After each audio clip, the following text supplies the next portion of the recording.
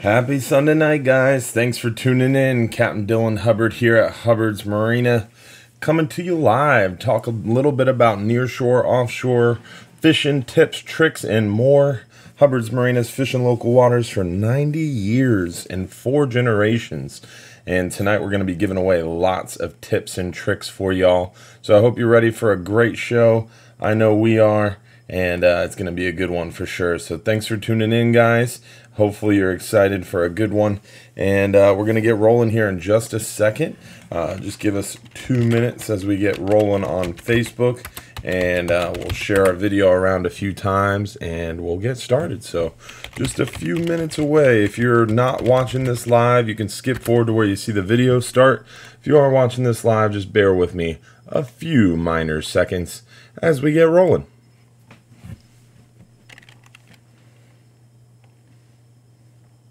Alright, guys, how y'all doing? Facebook, thanks for tuning in. Captain Dylan Hubbard here from Hubbard's Marina, coming to you live to talk to you tonight a little bit about nearshore, offshore fishing tips, tricks, and more. Hubbard's Marina has been fishing local waters for over 90 years and 4 generations.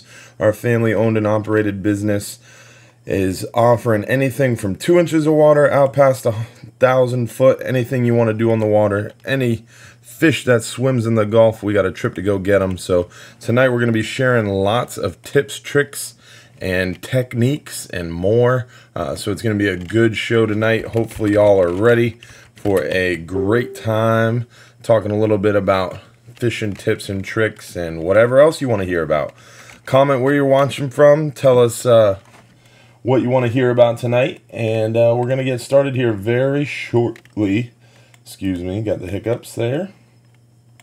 Just 2 seconds and we'll get rolling here, folks.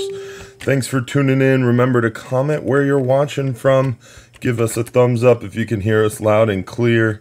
And hopefully y'all are ready for a good show tonight. Again, this is our live stream fishing show. This happens every Sunday night, 8:30 p.m. live on the Hubbard's Marina Facebook page. And also on the Hubbard's Marina YouTube page. So I appreciate everybody tuning in from YouTube and everybody tuning in from Facebook. Gonna be a good show tonight. Hopefully y'all are ready for tons of information. I know I am. So what do y'all want to hear about tonight? You have anything pressing that you want to talk about? Any tips and tricks that you just gotta know? Any certain species? Now's the time. You guys are the first ones in the video, so let me know what you want to hear about. For those of you tuning in, if you're not watching this live, go ahead and skip forward to where you see the video start. If you are watching this live, just bear with me. Just 1 minute, we'll get rolling. Remember to share this video on your timeline. Help me spread the word there, guys.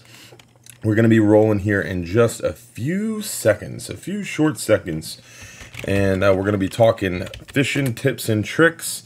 For nearshore and offshore fishing, we're going to be talking about the weather. We're going to be talking about red tide. We're going to be talking about fishing regulations. Whatever you want to hear about that's fishing related, we are going to cover tonight. So hopefully y'all are ready for a good show. I've got my Jameson and I'm ready to roll.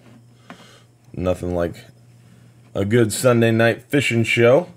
How y'all doing? Thanks for tuning in, and I appreciate y'all being here. Remember to comment where you're watching from. Give us a thumbs up if you can hear and see me loud and clear. Hopefully you guys have some fishing tips and trick questions to ask, and hopefully y'all are ready to talk fishing.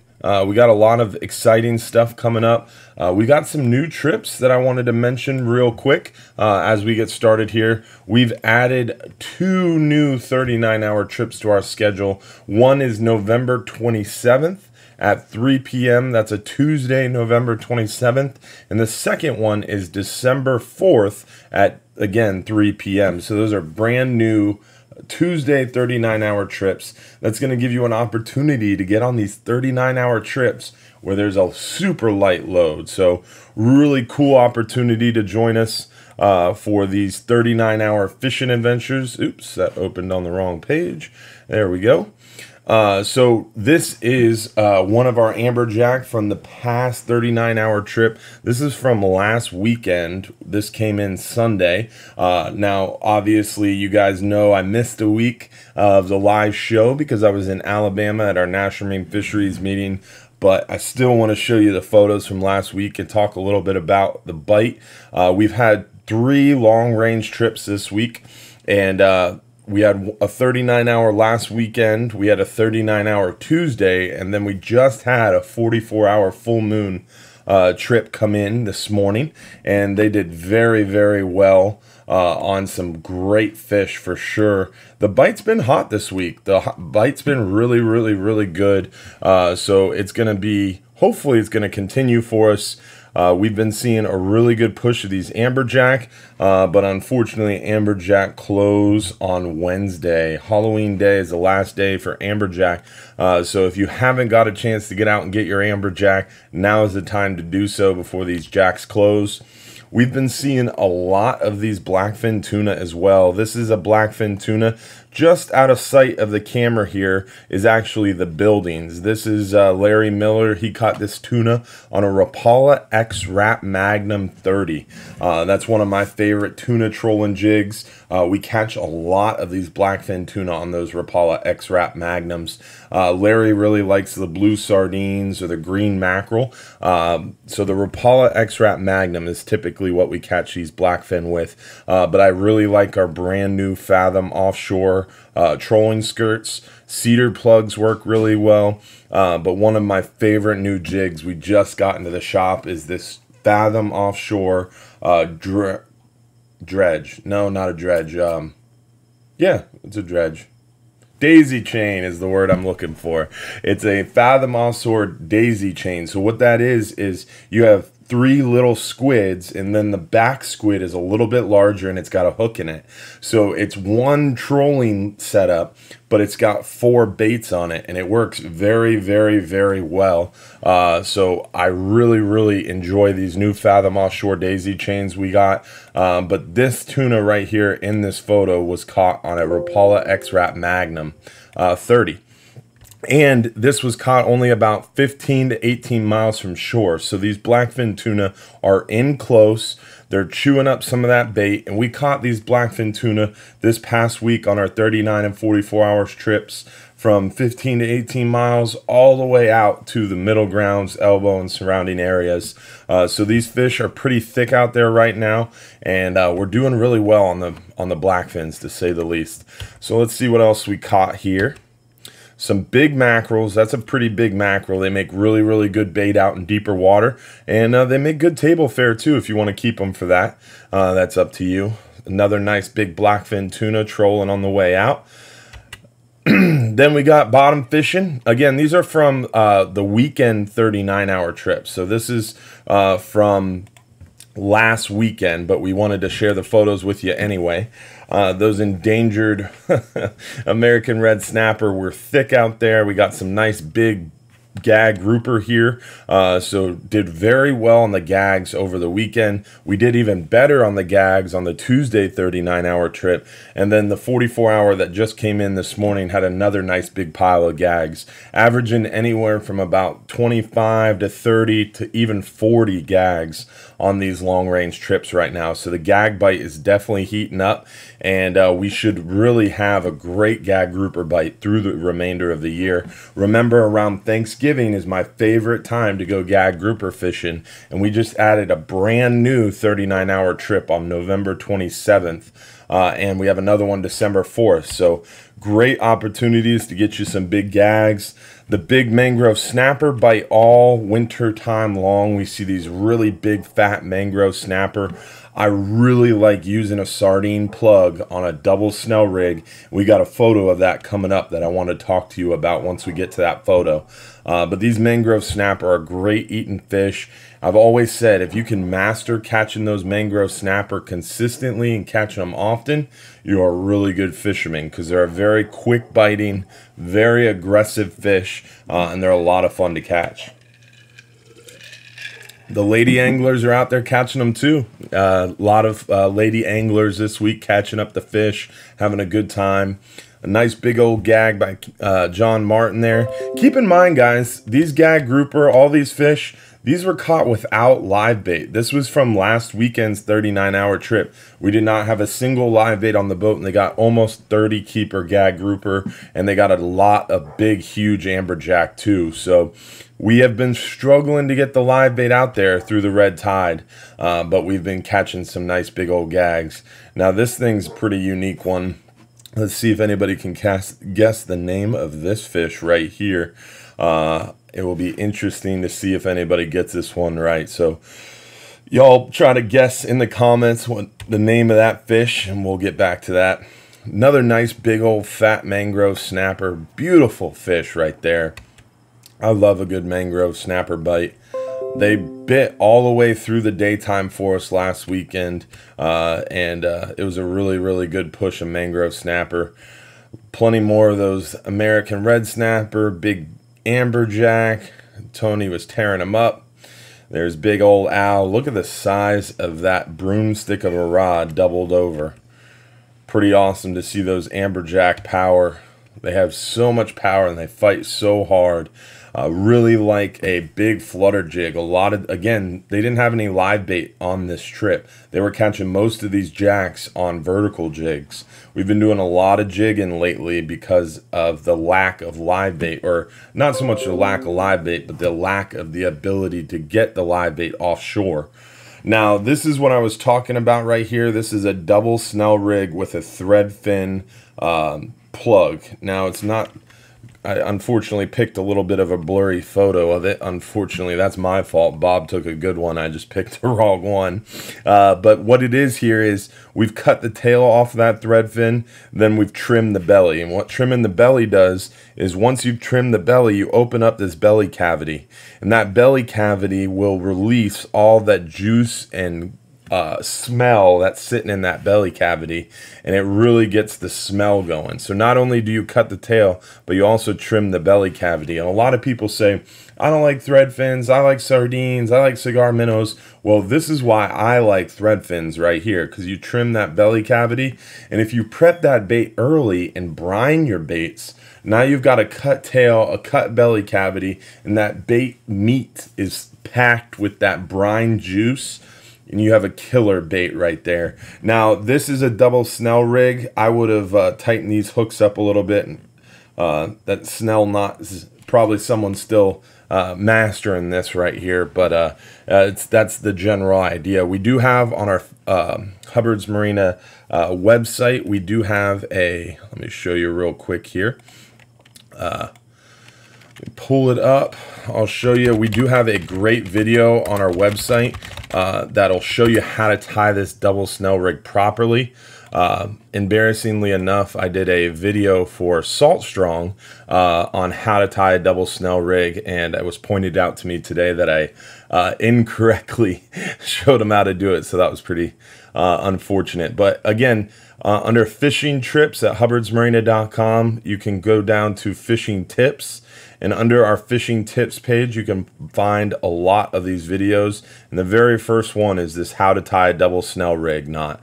And this video will show you exactly how to tie this rig properly. So if you don't know how to tie a double snell rig, go to hubbardsmarina.com, go to fishing trips, and then that first video on the top left side, you'll be able to see how to tie that double snell rig efficiently, quickly, and hopefully a little bit prettier than that one. So this is another nice big old blackfin tuna. It was again a great trip. This one was actually caught on the way inshore, so we caught a bunch of blackfin on the way out. We caught even more on the way in, so really good trip for trolling for blackfin. And again, those Rapala X-Rap Magnums are what we were catching most of the tuna on. And this is a shot of fish from the weekend 39-hour. Keep in mind, this trip was only about less than 30 people. We had a bunch of cancellations, and there's some more fish below the screen that you can't see. So nice big old pile of fish from the weekend 39-hour trip for sure. Oh, there was some more photos. I jumped the gun too early there, folks. Another nice big amberjack. It was a great 39-hour trip over the weekend. And now we did another 39-hour trip on Tuesday, but unfortunately Bob Harbison couldn't make it on that trip with us, and then he was supposed to go out with us on this 44-hour this weekend to get some of his great photos, but unfortunately it was a really rough weekend. If some of you guys watched our video this morning, you know about how rough it was this weekend, but if you did not watch the video this morning, they had some seriously rough weather, unfortunately. Seeing some 6 to 8 foot seas on the way out and the occasional 10-foot sea. So it was a really, really rough 44-hour full moon trip, but they put together a beautiful pile of fish. This is one of my favorite eaten fish right here. I call this one the rock hind.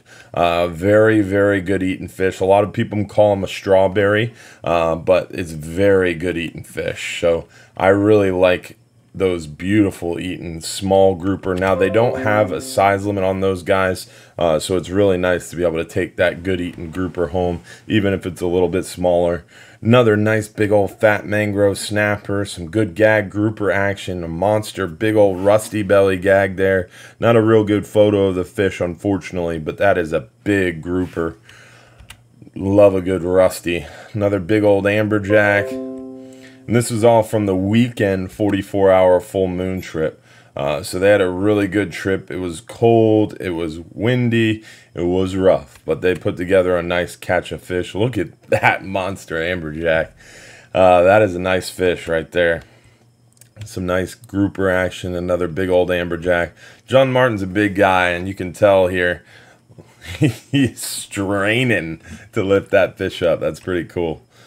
There's another big old amberjack, and this is a pile of fish here from the weekend 44-hour. You can see the mahi-mahi, you can see the kingfish, you can see amberjack, you got vermilion, you got porgies, you got mangrove snapper, you got gag grouper. There was some red grouper in there. They had a really, really good catch of fish on this 44-hour trip. So really, really cool to see all those great fish and a really good weekend of fishing and a good week. I mean, the 39-hour over the weekend, the 39-hour Tuesday, the 44-hour on Friday, they all did well.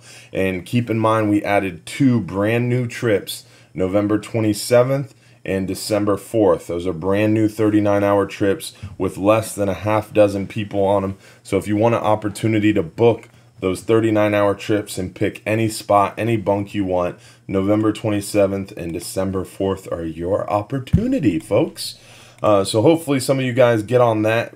The double Snell rig, I did want to mention, some of you guys were mentioning about the glow beads. I used to like using glow beads a lot, and occasionally I will, especially on like a new moon where there's no light out there. But on a full moon, typically I'll get away from the glow beads.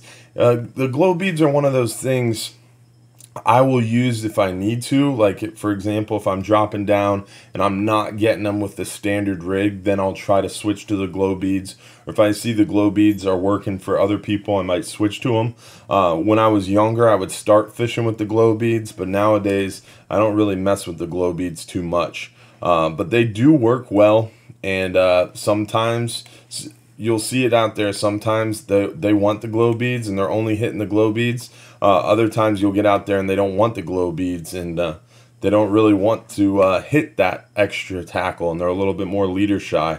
So when they're a little bit leader shy, I'll get away from the glow beads. When they're hitting a little bit of everything and they're just ready to chew and they're aggressive, that's when I'll go after using those glow beads a little bit more often. So it kind of depends on the fishing and what the bite is like. And that same thing goes for your size leader. For those mangrove snapper, inshore I'm using 30 to 40 pound test. Offshore I'm using typically 50, maybe even 60 pound test. Especially if gag grouper are open, I'm going to be using more like 60 pound test for the mangrove snapper, just because a lot of times you run the risk, or you run the benefit of maybe catching one of those gag grouper while you're mangrove snapper fishing with that sardine plug, and having that 60 pound test is a difference between losing that gag grouper and landing that gag grouper.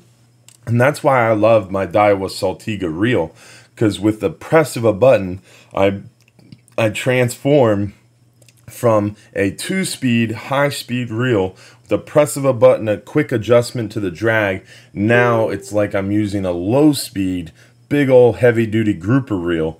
So that's why I really enjoy those 2-speed reels, because you have the ability to go from high-speed mangrove snapper fishing to low-speed grouper fishing. Because the higher the gear ratio, the more power you have. The lower the gear ratio, the lower the gear ratio, the more power you have. The higher the gear ratio, it means that you have more retrieve speed, but you don't have as much power.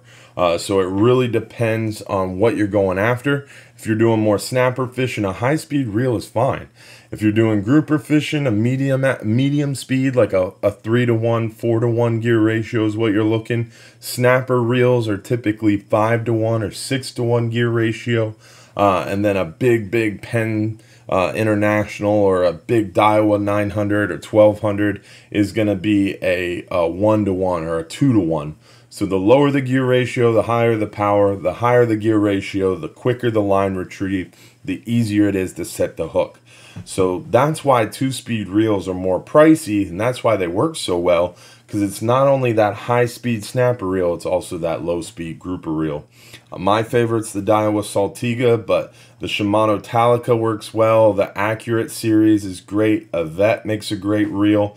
There's a bunch of options for you if you're on a budget. The Penn Fathom, the Penn Fathom makes a 2-speed reel. So there's a bunch of options for you to get that 2-speed reel in your repertoire for your deep sea fishing.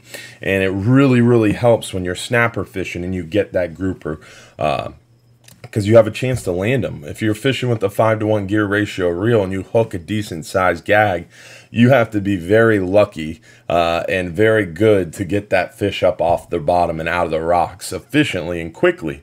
But that's what it is, guys. I know I got some questions here that we're going to start getting into here.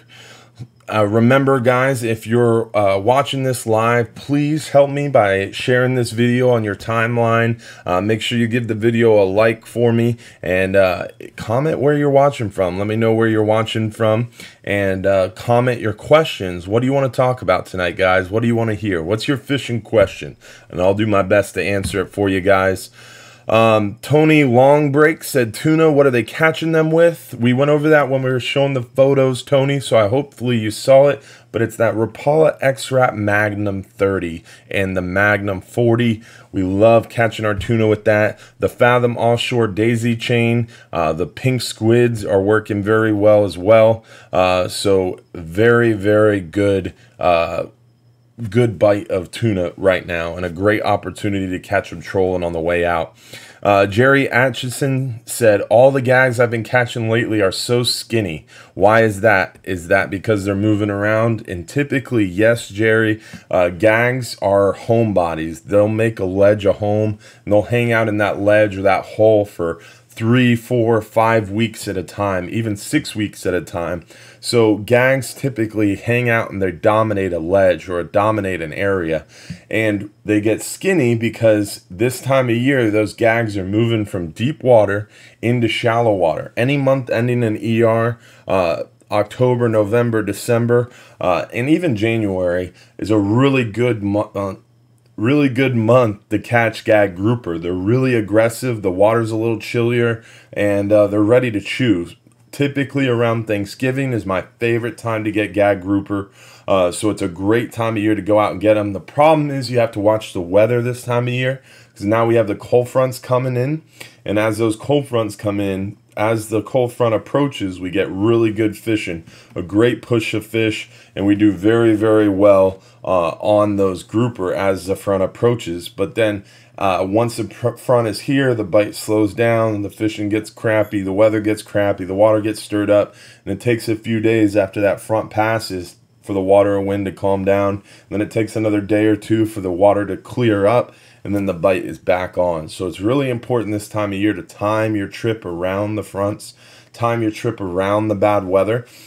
But it's a great time of year to go get those gags. So to answer your question, Jerry, as those gags move, typically they're on the move, they're quickly moving. and they're not feeding. So a lot of times you'll catch a skinnier gag grouper and it'll have a really white underbelly. That white belly means that gag has been traveling over sand. And when they're traveling over sand, they're not eating, they're just trying to dart to the next piece of hard bottom. And they're making their migration inshore. So in the cooler months, the gags come inshore. Typically, we catch them much shallow water, especially once it gets really cool. So every cold front, another wave of gags will come inshore. There's a lot of people catching gag grouper even inshore around the bridges right now, and that will only improve as the water gets cooler and cooler and cooler. Garrett Easley has a good question here. He said, are you using the double snell rig for grouper as well? Typically, we do use a double snell rig for grouper, but that's something we would use for red grouper. For gag grouper, no. I'm going to use a big hook and a big piece of dead bait, or a big piece of live bait, or a big butterflied squirrelfish or sand perch, butterflied lizardfish, or maybe a plug of bait. You cut the head, cut the tail off of big bait. That works well for gag grouper with a single big circle hook. Or I like using a really big live bait, as big as the biggest, meanest live bait you can find. Slap him on a big old circle hook. For gag grouper, 80, 100-pound test, maybe even 120-pound test. If I've got a really big bait and a big 10 to 12-aught hook. With 80-pound test, probably like a 7-8-aught hook. 100-pound test, like a 10-aught hook. And bigger is better, but you have to have big patience. Those gag grouper are so smart. You have to present that bait perfectly. You have to hold bottom naturally. You have to, once I hit bottom, I'll let it sit there for a second. And after about a minute, if I don't start getting a hit or I don't feel anything, I'll lift my rod tip up to the sky real slowly. And then I'll drop it back down to bottom real slowly. And what you're doing there is you're stretching out the leader. The current and the movement of the boat will help stretch out your leader, and it will look very, very, very straight, and it will be a more natural presentation along the bottom. And that's going to work a lot better to present your bait more naturally to that gag grouper. So I strongly recommend making sure that you're patient. You got to use big tackle. You got to use big bait, and you have to have big patience, and that's going to get you a big fish.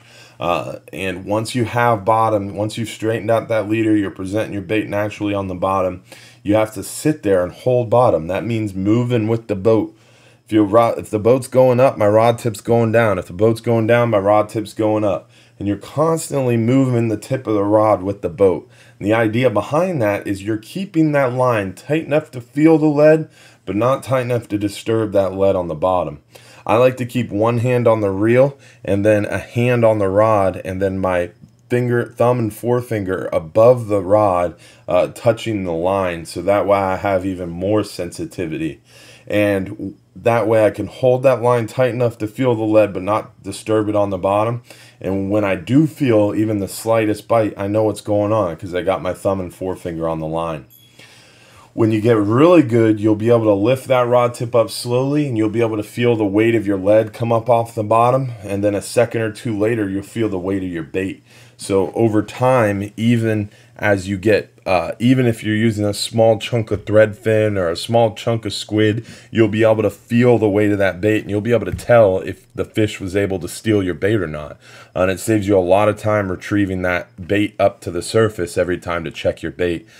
So really, really, really important to try to get that sensitivity. But to answer your question, yes, we do use double snell rigs, but typically we're using them for red grouper, and we're using them to catch a big old red grouper with a strip of squid. One of my favorite red grouper baits is just a long strip of squid wing, typically about 8 to 12 inch strip of squid wing, about 3/4 of an inch thick, and about 8 to 10 inches long. It works very well for red grouper. The idea behind that is it's made to mimic, cut to mimic a octopus tentacle. Octopus is the #1 bait for red groupers. So if you can get a big octopus and use one of its tentacles, even better. But a squid wing is a great substitute. And what I do for my double snell rig using that bait is I'll take a big 7 or 8/0 circle hook, and I'll snell that hook on the bottom of my 60-pound or maybe even 80-pound leader. And then about maybe 2 to 3 inches up, I'll put a like 5/0 circle hook, or maybe even 4/0 hook. And the idea behind that is my big hook on the bottom is for the grouper, and that smaller hook up top is to hold that squid strip against my leader and make sure it doesn't spin. But it also gives me a really good shot. If I have a small fish nibbling on that squid strip, I have a shot at catching him as well. So not only do you have that big hook around the middle of that squid strip, so as soon as that grouper swallows it, that hook's in his mouth, you also have that smaller hook in that squid strip. It gives you a shot at catching a little bit more volume of fish as well. So I do use a double snell rig for grouper, but it's most of the time a red grouper rig that I'm using a double snell hook rig for. Remember, guys, to share the video on your timeline, and please like the video, help me spread the word. So what other questions do we have here? Alan Burbaker said Big Eye Toro, and Alan is correct. For those of you guys who were watching earlier, Alan's a big old show-off, and he properly named the fish. This is a Big Eye Toro, pretty unique fish. We catch them somewhat regularly, but that is a good guess, Alan, or maybe you knew it. I don't know. But Big Eye Toro, sometimes they're called short Big Eye Toros, but they're a very good eating fish. And Alan got that correct. So good job, Alan. You win a free dozen live bait. How about that, Alan? I just made that up. Thanks for watching, guys. All right, see what other questions do we have here. Monica Joe Williard said, what is the fishing weather like tomorrow? Well, again, on our, let me show you real quick what the fishing weather is like. If you go to our website, hubbardsmarina.com, once you're on our website, you can go to fishing trips, and down at the very bottom, you have weather links. Under the weather links page, we'll pull up our NOAA forecast and our wind finder forecast. I like checking the NOAA forecast first because it gives you a general idea. So let's go to the NOAA forecast and see what the fishing weather is like for tomorrow. Tomorrow is Monday, so we've got north winds, seas 2 feet. So it's a north wind, so that front still blowing some cold air down on us, seas 2 feet. So the water is going to be calming down. The fish should be ready to start chewing for us. They didn't really chew too well today. They didn't eat Saturday. They didn't eat Friday afternoon. So those fish should be warming up. They should be ready to chew tomorrow.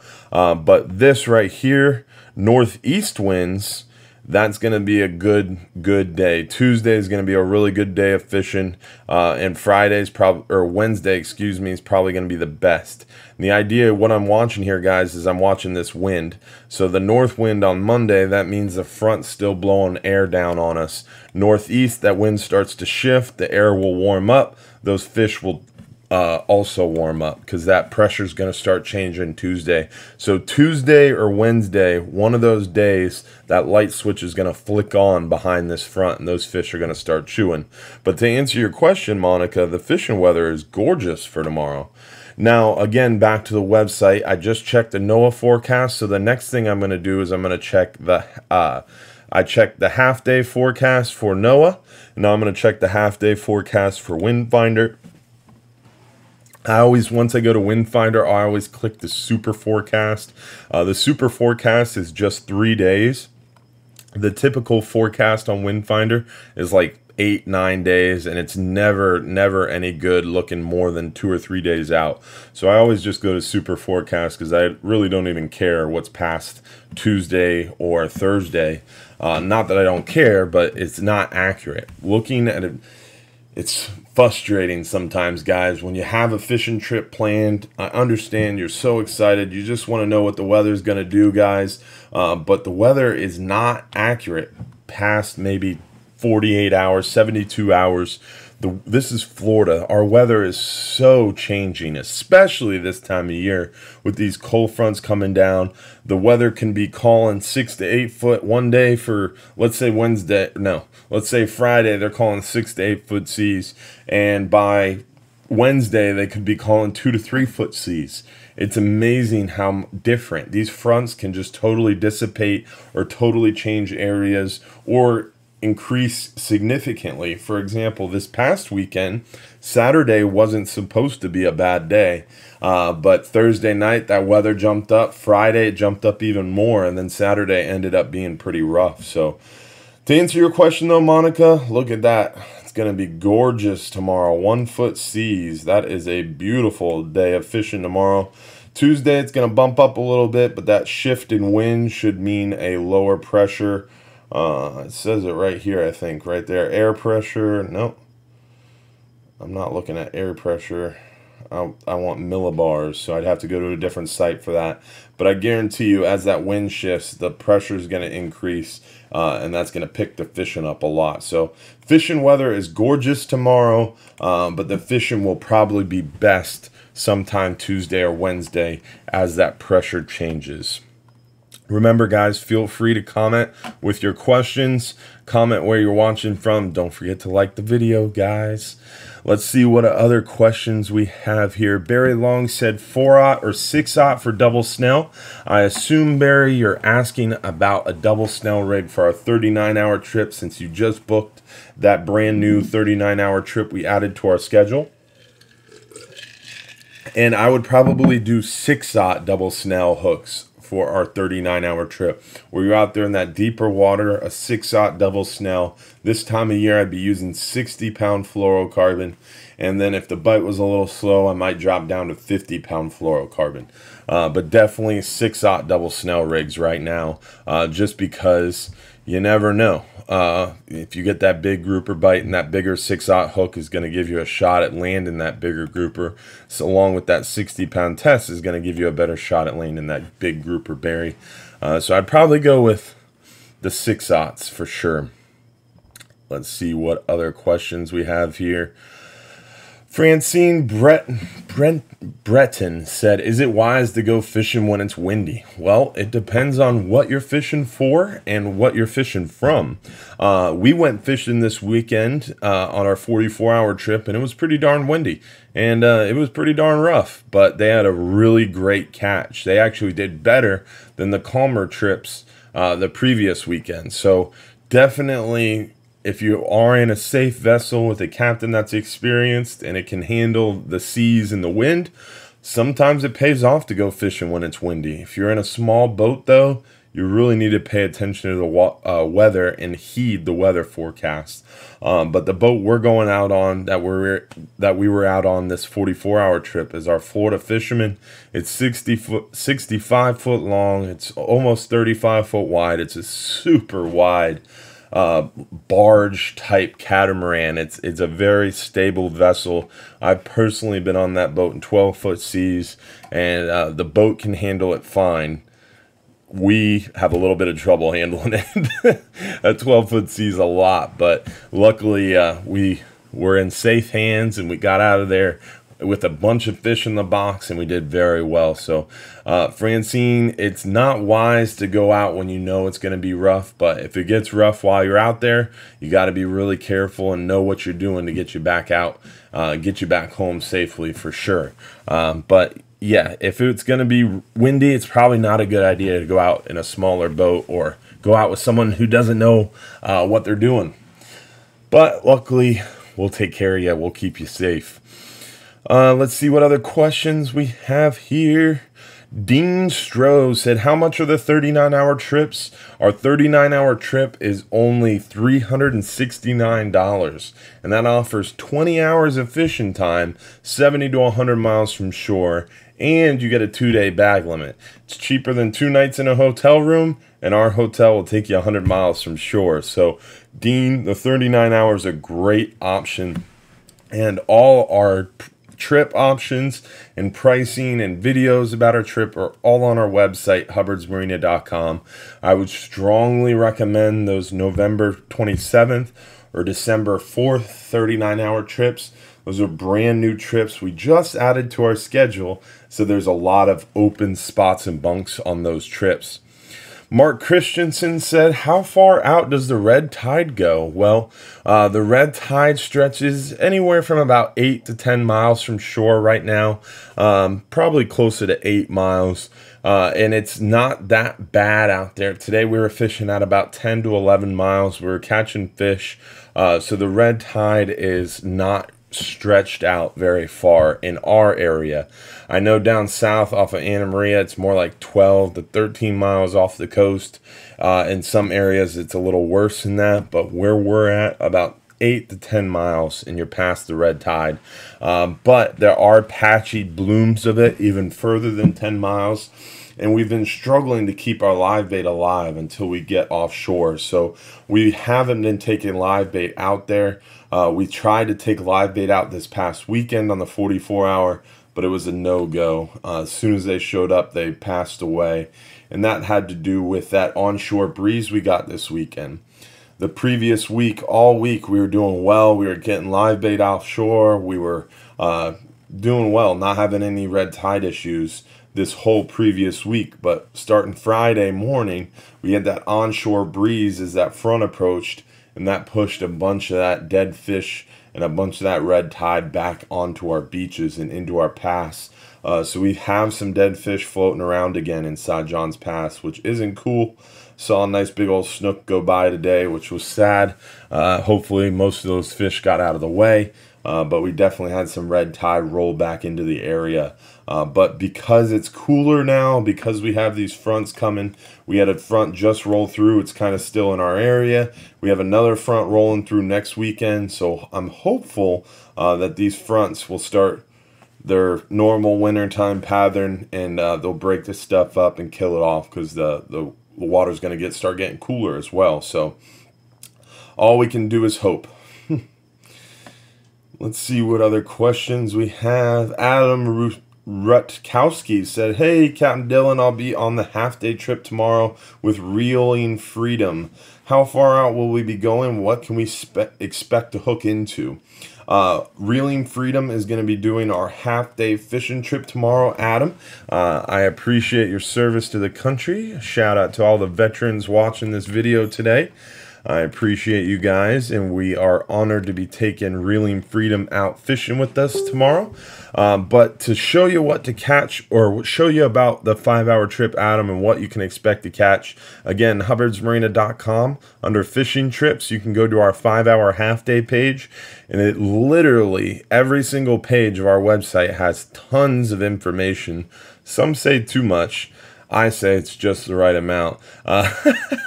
But got a ton of information. It's got photos of the fish that we catch listed in order of common catches there. And then we've got even a video up here on the 5-hour half day that shows you what we catch on that 5-hour half day in the order that we see them, most common to least common. So Adam, you can check out the website there, but basically you're going to be about 9 to 12 miles from shore on our 5-hour half day.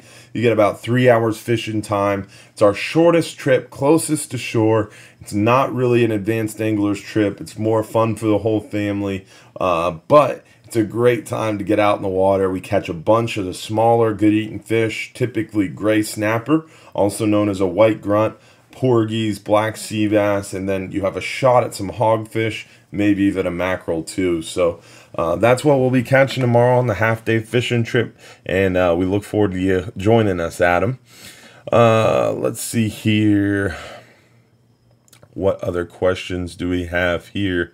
Remember, guys, comment where you're watching from and give that video a like for us. We really, really appreciate it. Ray Markham said, can you bring in some baits sometime and show us how to hook your butterfly baits? I'd be happy to bring in some baits, but I'm pretty sure my wife would kill me. You can join us at Bass Pro Shops. I always do the bait seminars at Bass Pro Shops. Our next Bass Pro Shops seminar is November 20th at, let me check my calendar. Yes, it is. Nope. it's Saturday, November 17th is our next Bass Pro Shop seminar. And then Saturday, December 8th. So November 17th and December 8th are the upcoming Bass Pro Shop seminar. And at those Bass Pro events, we show you firsthand how to hook the bait, how to cut the bait, those riggings, all that. It's pretty hard to show you on the video here. And again, this is not... this is my house. And my wife would kill me if I started cutting up bait in my office. She's all about helping you guys out and doing these videos, but I'm pretty sure she would draw the line in the sand when I started cutting bait in my office. Great lady, though. All right. Jerry Payne said, Bonita is great for bait. Are you catching any? Yes, Jerry, we are catching some Bonita trolling on the way out on our 39 and 44-hour trips, and they do make killer bait. We are catching a bunch of the red grouper. We're seeing some mangrove snapper on that Bonita strips, and even gag grouper occasionally too. So definitely a really, really good bait to use is those Bonita strips. I was talking earlier about the strip of squid to use for red grouper. A strip of Bonita is a killer bait to use for red grouper as well. Let's see what other questions. Chris Jimmy said, what's open in December? We have a ton of fish open in December. Basically, everything's open come December except for red snapper, triggerfish, and amberjack. So we'll be targeting gag grouper, mangrove snapper, tuna. We'll be targeting kingfish. We'll be targeting yellowtail snapper, vermilion snapper, porgies, but mainly those gag grouper are what we're going to be hunting on in December for sure. Remember, guys, comment where you're watching from and give that video a like. I appreciate it, guys. Let's see what other questions we have. Captain EJ Martinez said, been seeing any kingfish show up down there? We are seeing the kingfish. We just saw some of our first kingfish show up about 70 to 90 foot west of Johns Pass. A lot of bait out there and a lot of blackfin tuna, but we're seeing some monster mackerel in the 3 to 5 pound range, and we're seeing the occasional kingfish mixed in. Now that the water's starting to cool down a lot, we're hoping those kingfish start showing up for us more and more. We're hoping that we didn't miss that kingfish, that fall kingfish run. It would be very frustrating if we missed it due to that red tide. So hopefully we didn't miss that. Jeff Wiggins said that I keep freezing. I hope I'm not freezing for everybody, but it does seem a little choppy on my end. We've been working on that. It was really, really good when we first got this new computer, and now it seems to be getting choppy on me again. So hopefully we can get this worked out. I did download a different internet browser instead of using Google Chrome, my favorite, because I was told this other one, Mozilla Firefox, doesn't use as much memory. Hopefully it will help my choppiness. But Jeff Wiggins said I keep freezing, so I guess it's pretty choppy still. So apologize for that, guys. Angelo Neos said, how did your meeting go up north? Our meeting in Alabama, it wasn't my meeting, it was a National Marine Fisheries meeting, but it went very, very well. We got some good news on the mangrove snapper. Hopefully they're going to adopt the stock status criteria to avoid putting mangrove snapper into an overfished state, which would cause a mandatory rebuilding plan, which is what is going on with red snapper and what really, really hurts our ability to catch these fish. So hopefully that'll work out for us as well. They're going to cut red grouper back in half probably, but that won't affect our 2018 or 2019 fishing year because the landings for red grouper are so low. Even if they cut it in half, we're still not going to have any problems, any regulatory changes. But 2020, there's probably going to be some pretty big changes with red grouper. Cobia, they did change the rules on cobia in federal waters, but those won't take effect until spring 2019.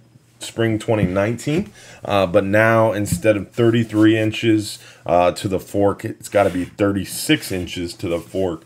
But that's only in federal waters. That's beyond 9 miles from shore. If you're 9 miles from shore or in the bay, it's going to remain state management, that's state waters, out to 9 miles, and that's only got to be 33 inches to the fork. But in state waters, there's a vessel limit of 2 per boat. In federal waters, there is no vessel limit yet, but they are going to be moving towards a vessel limit for sure. So very, very interesting stuff coming on with cobia.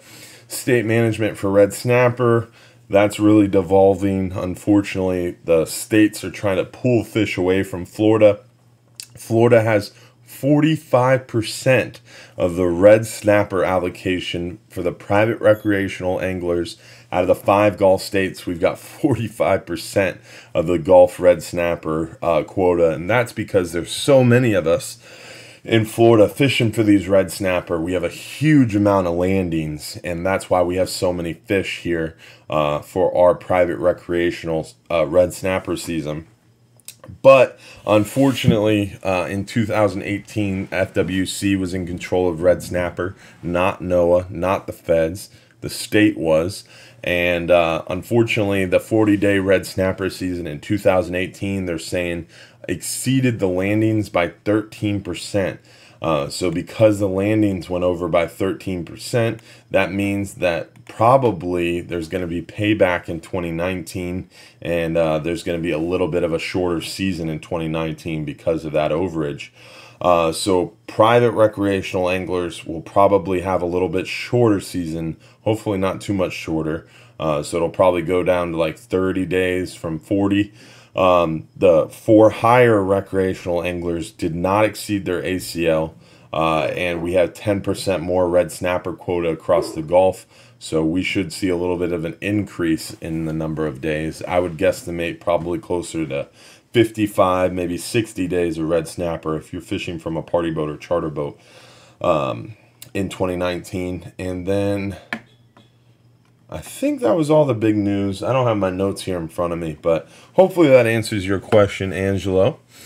Jeff Wiggins, we did get the new Saltiga reels in. We've gotten some new Saltis reels in. We don't have a ton of the Saltigas, and we've been burning through them really well, but the Saltiga is I think it's around $4.90. Sig's going nuts if you can't hear him. But the Saltiga is around $4.90, but you get 10% off when you book a trip with us.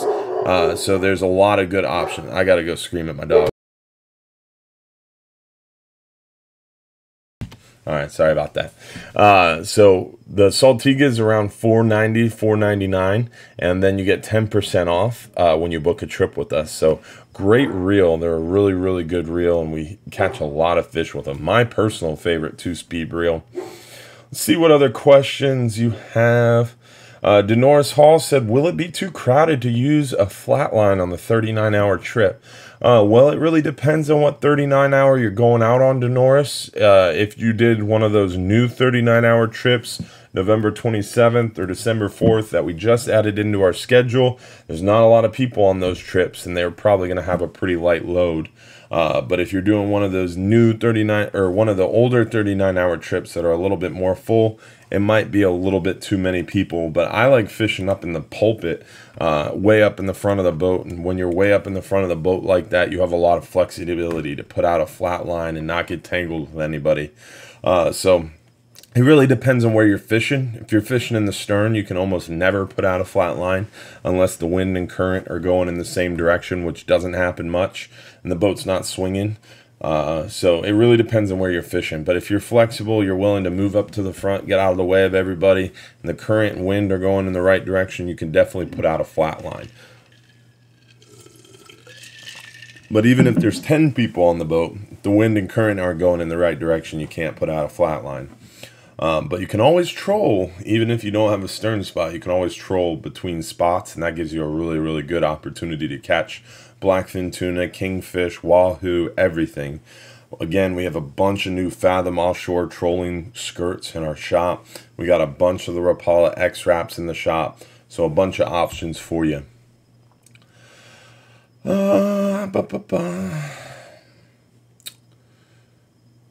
Michael Murray said, any suggestions on bottom fishing in rough weather? Yeah, the biggest thing is following the waves. It is very difficult. You got to kind of lean into the rail. I like spreading my legs a little bit wider than shoulder width apart. I'll bend my knees a little bit and lean into the rail, and then I'll move that rod tip with the boat. And sometimes in rough weather, you can't keep it perfectly tight all the time. Sometimes it's impossible, especially when the wind's blowing. All you can do is do the best you can and keep it as tight as possible, and try to use your thumb and forefinger to give you a little bit better feel of the bite. And then if you know the bite's going well, if you're dropping down and after 10 seconds you're reeling up and you have no bait, sometimes you can just blindly drop it down. Like Smokey, for example, on our half-day trip, he'll cast his rod out and he'll hand it to somebody and he'll walk away and he'll mess with something. He says, reel, and they'll start reeling and they got a fish. And everybody's like, how'd you do that? How'd you know a fish was biting? And he jokingly says, I know, we talk. No, Smokey, all he does is count. He knows the bite is happening fast, and he knows between 6 to 10 seconds you're getting a bite. So he'll cast out, and he'll leave a bunch of slack in the line. He'll hand it to a customer. He'll turn around and pretend like he's doing something. Then he'll turn around and tell him to reel. And they start reeling real fast, and they reel up that slack, and they catch a fish 1 out of 3 times. And it makes him look really good, like he knows what he's doing, but all he's doing is counting. If he knows that fish is biting every 10, 15, 20 seconds, he'll just count it up in his head and he'll tell him to start reeling.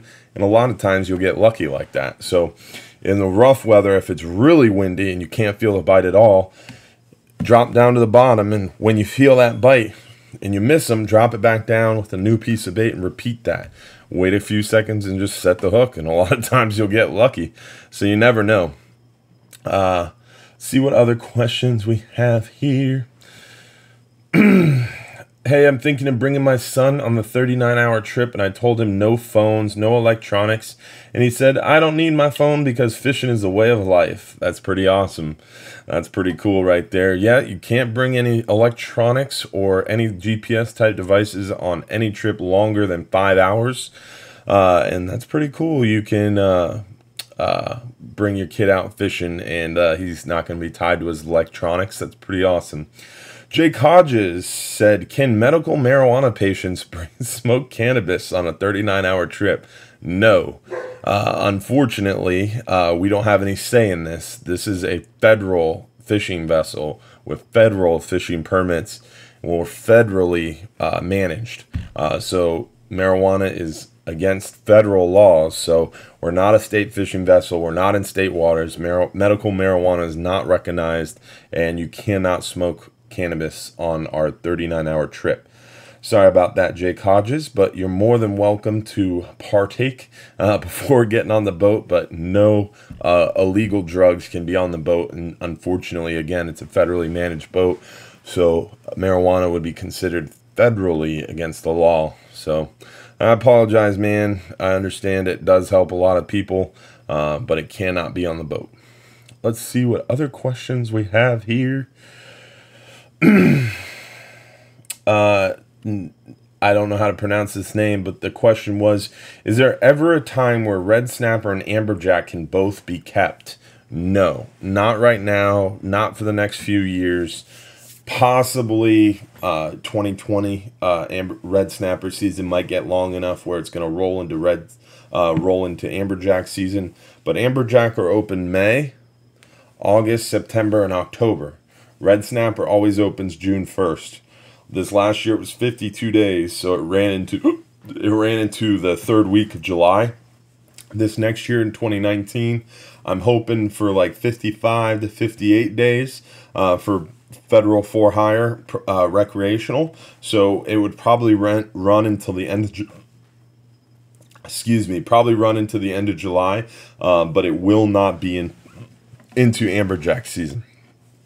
So it's just the way of the seasons, man. Amberjack are closed in the summertime because there's gag groupers open, red snappers open, all these other fish are open. So the amberjack are spread out for that reason, and also spread out just to give us more fish throughout the year. let's see what other questions we have here.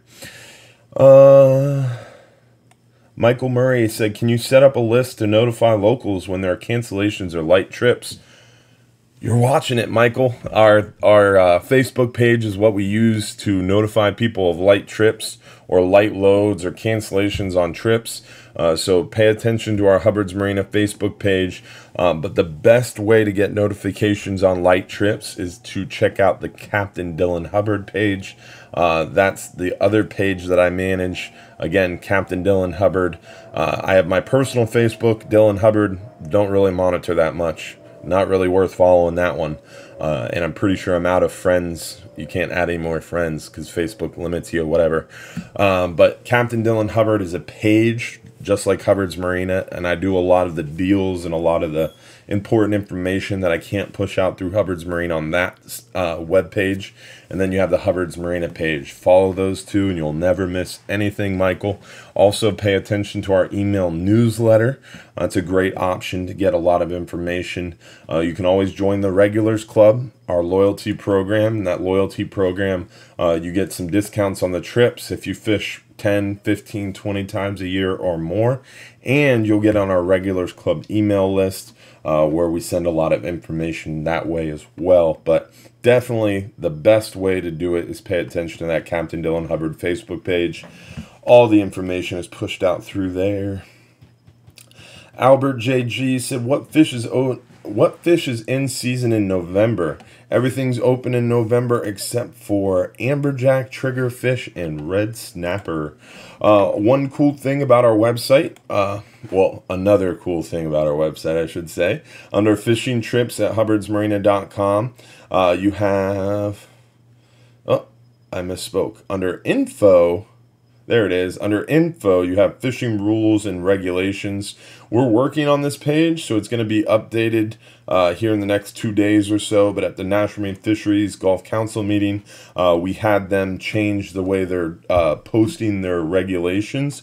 So the file name and the URL won't change. So we'll be able to iframe in the federal regulations. So they'll always be right here on our webpage. So we're still working on that. But again, that's hubbardsmarina.com. Go to info and fishing rules and regs. But the best, another great option for you if you don't want to go on our website is just simply look up this Fish Rules app. Again, that's Fish Rules. This is the logo right here. You can download it right from our website by clicking the download app store or get it on Google Play.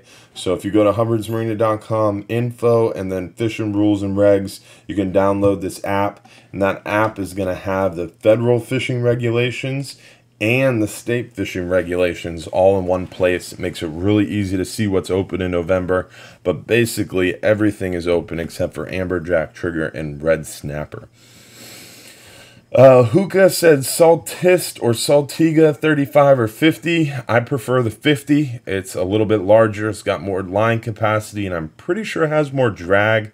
But the Saltiga LD50 is my favorite reel of choice. But I do have a Saltist LD50, and that's a great reel too. But if you got the change, go for the Saltiga.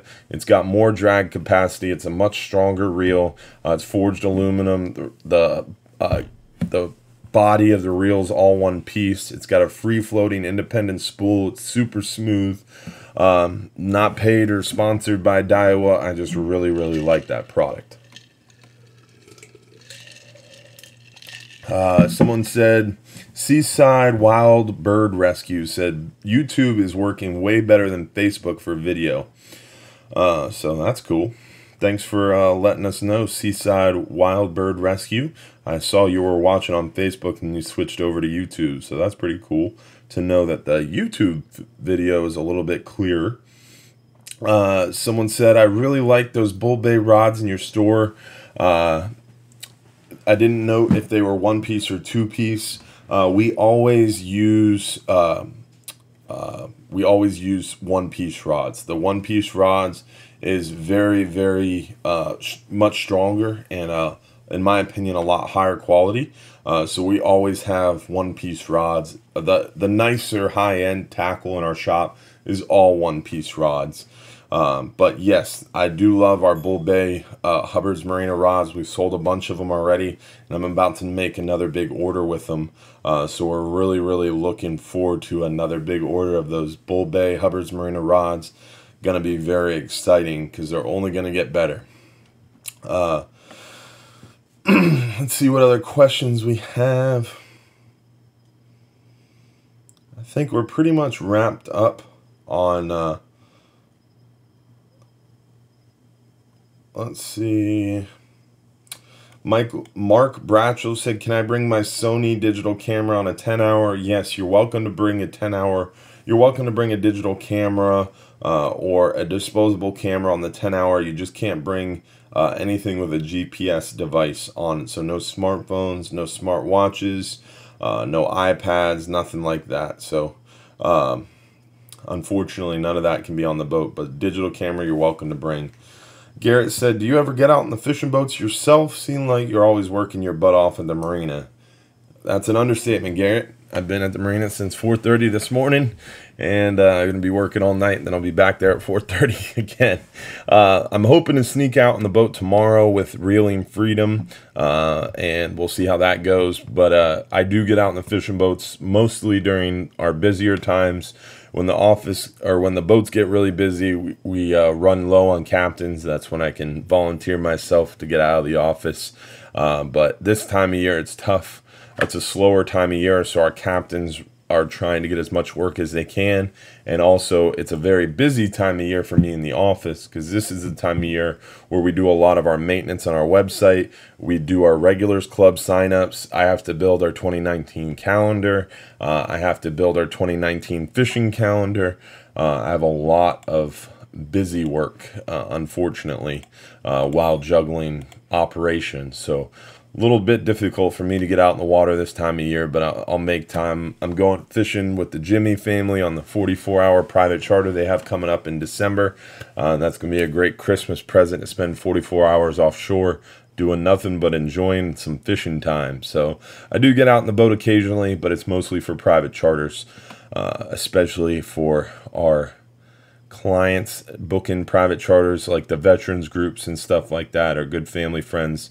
Try to get out in the boat with them as much as I can. But I do occasionally make it on the party boat. Stay tuned to our Captain Dylan Hubbard page, and I'll announce it when I do. See what other questions we have here. Fred Craig said, what hour trips and how far are you running the Flying Hub 2? We do 5, 8, 10, 12 hour trips on the Flying Hub 2. And it's a really cool boat. We can do longer trips, but they're not easy just because it's a Coast Guard inspected vessel, so we need 2 captains if we're going longer than 12 hours. So it gets a little pricey, but typically we're doing 12-hour extreme trips with our Flying Hub 2. That gets you 70 to 100 miles out. That fishes the same area as our 39-hour trip. That boat cruises at about 33 knots on a good day, which is around 40 miles an hour. It can take up to 16 guys at that speed, at that cruising efficiency, and it's a really cool, unique hydrofoil-assisted catamaran. It's the first U.S. Coast Guard inspected hydrofoil-assisted catamaran used for deep-sea fishing in the Gulf of Mexico. So the first of its kind in the entire nation. Super cool ride for sure. So thanks for your interest there, Fred Craig, on our 12-hour extreme trips. Ron Morris said, how far do you run the hub out? It just depends on the client and how long of a trip. Each one of our private charter boats goes a different distance from shore based on a different time frame.